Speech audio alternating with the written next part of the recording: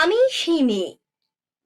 বাসে, ট্রেনে, ট্রামে, রাস্তায় আপনি যাকে রোজ দেখেন, যার শাড়ি, কপালের টিপ, কানের দুল আর পায়ের গোড়ালি আপনি রোজ দেখেন। আর আরো অনেক কিছু দেখতে পাবার স্বপ্ন দেখেন। স্বপ্নে যাকে ইচ্ছে মতন দেখেন, আমি সেই মেয়ে।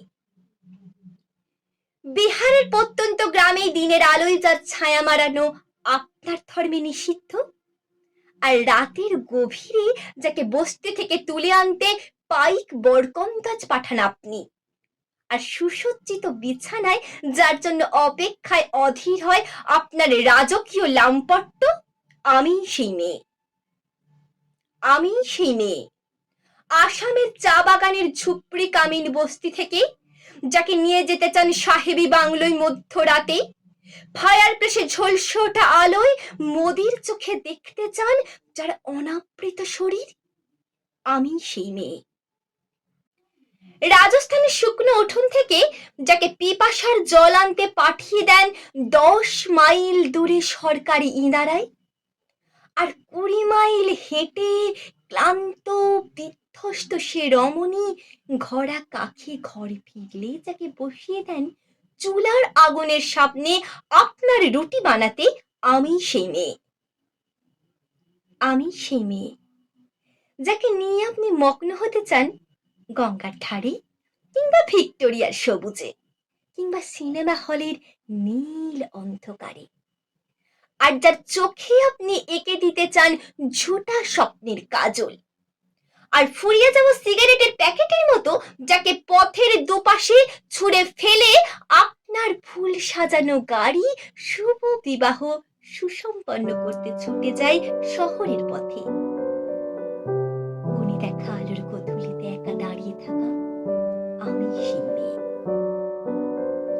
আমি সেই মেয়ে, এমনকি দেবতারাও যাকে ক্ষমা করেন না, অহংকার আর শক্তির দম্ভে যার গর্ভে রেখে যান কুমারীর অপমান, আর চোখের জলে কুন্তি হয়ে নদীর জলে ভাসিয়ে দিতে হয় কর্ণকে আত্মচোখে।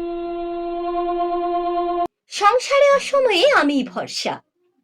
আমার ছাত্র পড়ানোর টাকায় মায়ের ওষুধ কেনা হয়, আমার বাড়তি রোজগারে ভাইয়ের বই কেনা হয়।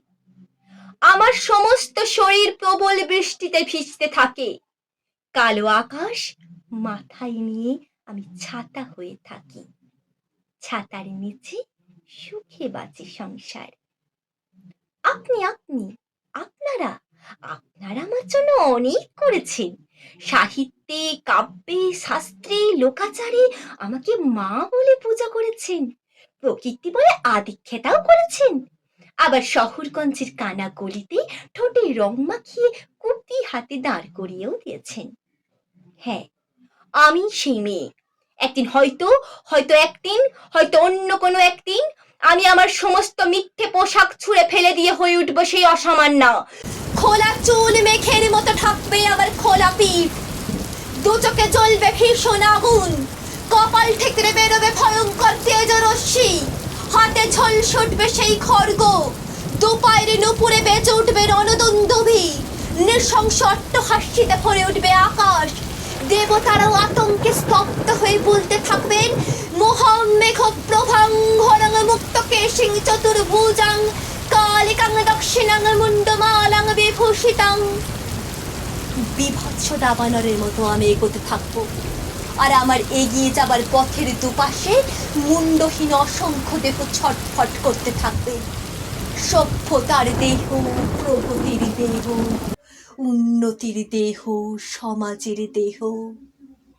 হয়তো আমি সেই মেয়ে, হয়তো হয়তো বা